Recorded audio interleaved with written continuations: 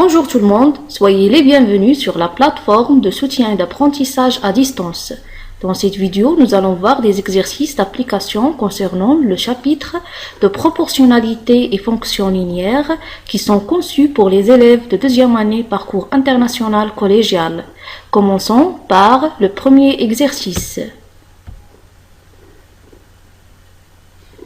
Exercice 1. On dispose d'une citerne que l'on remplit d'eau. On note le volume d'eau et la durée de remplissage. Vous voyez, le tableau présente les grandeurs qui sont les volumes en seconde ligne et les temps en minutes en première ligne. Premièrement, ce tableau illustre-t-il une situation de proportionnalité? Deuxième question, déterminer la durée de remplissage pour un volume de 1200 litres. Troisièmement, déterminer une valeur approchée de volume obtenue au bout de 25 minutes. Ce tableau illustre-t-il une situation de proportionnalité? Réponse.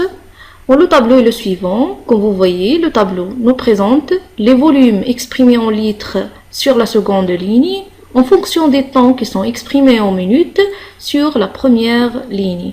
Bon, à quelles conditions ce tableau est-il de proportionnalité? Bon, pour vérifier, la technique est simple.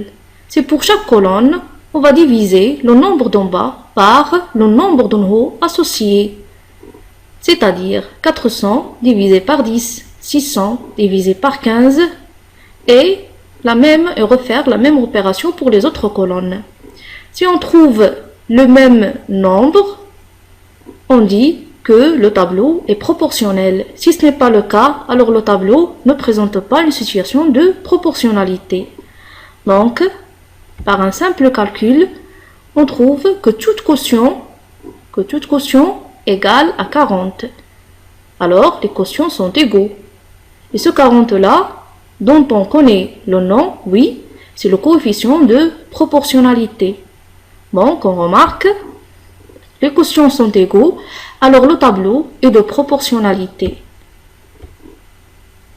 Le coefficient de proportionnalité est égal à 40. C'est-à-dire, c'est qu'on vous donne le temps et on vous demande de calculer le volume correspondant. Il suffit de multiplier le temps par 40 pour trouver le volume. C'est-à-dire, pour passer de la première ligne vers la deuxième ligne, il suffit de multiplier par 40. Inversement, si on connaît le volume et on vous demande de retrouver le temps, il suffit aussi de diviser par 40. Il suffit de diviser par 40.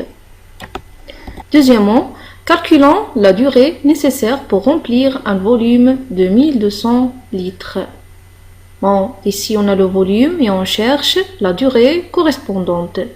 D'après la question précédente, on a conclu que les volumes sont proportionnels au temps, c'est-à-dire on a la formule suivante, V égale 40 multiplié par T, avec V c'est le volume, 40 c'est le coefficient de proportionnalité, T c'est le temps.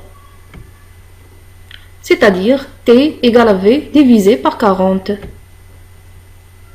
Donc pour un volume de 1200 litres, T égale 1200 litres divisé par 40 qui est égal à 30. Donc la durée cherchée est T égale à 30 minutes. Troisièmement, calculons le volume rempli au bout de 25 minutes. Donc toujours on utilise la même formule, V égale à 40 multiplié par T. Donc pour une durée de 25 minutes, V est égal à 40 multiplié par 25. C'est-à-dire V égale 1000 litres. Le volume rempli au bout de 25 minutes est V égale à 1000 litres. Passons au deuxième exercice. Observez les courbes ci-contre.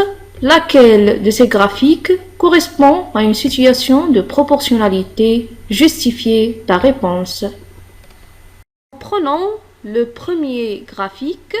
la courbe en vert, quand vous constatez on n'a pas des points alignés, alors il ne s'agit pas d'une situation de proportionnalité.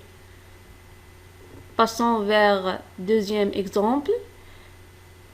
Dans ce graphique, on a une droite en bleu, mais cette droite-là ne passant pas par l'origine, alors il ne s'agit pas d'une situation de proportionnalité. Enfin, la courbe en rouge, bon, on a une droite qui passe par l'origine de repère, alors cela traduit bien une situation de proportionnalité. Comme réponse, la courbe CF est une droite passant par l'origine de repère. On en déduit que CF est une représentation graphique d'une situation de proportionnalité.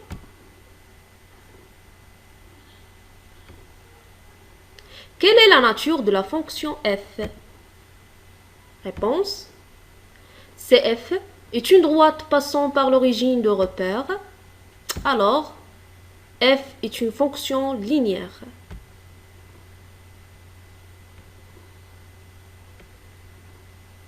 Troisièmement, déterminer l'expression de la fonction f. Réponse.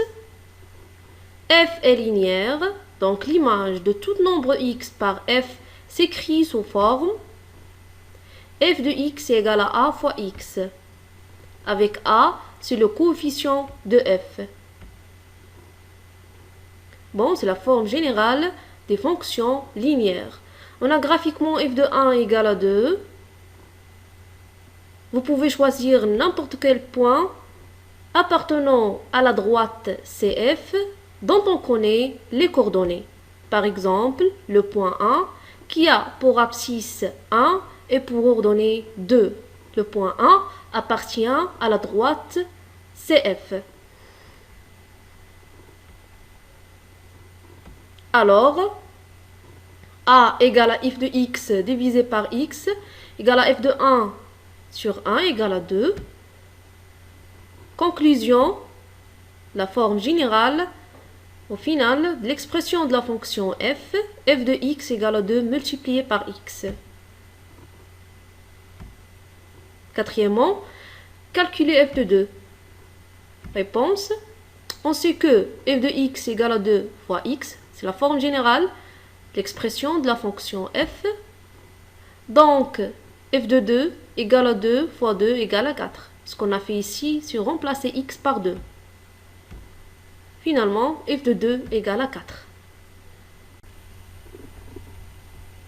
Bon, exercice 3. Le tableau suivant donne la distance parcourue par une voiture en fonction de la durée.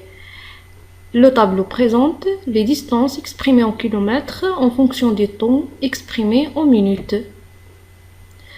Premièrement, représenter ces données sur un graphique, les minutes en abscisse et les kilomètres en ordonnée. Deuxièmement, les distances sont-elles proportionnelles aux durées? Pourquoi? Troisièmement, s'agit-il d'un mouvement uniforme? Et la dernière question, quelle est la vitesse de cette voiture en kilomètres par minute, puis en kilomètres par heure? Donc, pour présenter ou représenter graphiquement les données du tableau, je vais dessiner un repère du plan. Là, c'est l'axe horizontal, c'est l'axe des abscisses, où je représente les temps en minutes. Celui vertical, c'est l'axe des ordonnées, où je représente les distances exprimées en kilomètres. Donc, pour chaque donnée du tableau, nous allons mettre un point correspondant sur la graphique. C'est-à-dire, par exemple, pour 2 minutes, la voiture a roulé 2,4 km. Donc, je vais jusqu'à 2 minutes dans l'axe des abscisses et je monte jusqu'à 2,4 dans l'axe des ordonnées. Voilà, je place mon premier point. De la même manière, je vais jusqu'à 4 dans l'axe des abscisses, je monte jusqu'à 4,8 dans l'axe des ordonnées et je place le deuxième point. C'est exactement la même chose pour le troisième point. Voilà, Mes 3 points sont là, sont bien placés. Alors, je vais tracer la courbe reliant ces 3 points. Voilà, c'est bien une droite qui passe par l'origine de repère. Alors, il s'agit d'une situation de proportionnalité. Les distances sont-elles proportionnelles aux durées? Comme vous avez vu, la représentation graphique des distances en fonction du temps est une droite passant par l'origine. Alors, il y a bien proportionnalité, c'est-à-dire les distances sont proportionnelles aux durées. Donc, on a la formule suivante. D égale à V multiplié par T, avec V, c'est le coefficient de proportionnalité. Troisièmement, s'agit-il d'un mouvement uniforme? Réponse. Bon, V égale à D divisé par T, c'est la vitesse moyenne de déplacement de la voiture. V égale à D sur T, c'est aussi le coefficient de proportionnalité, c'est le nombre constant.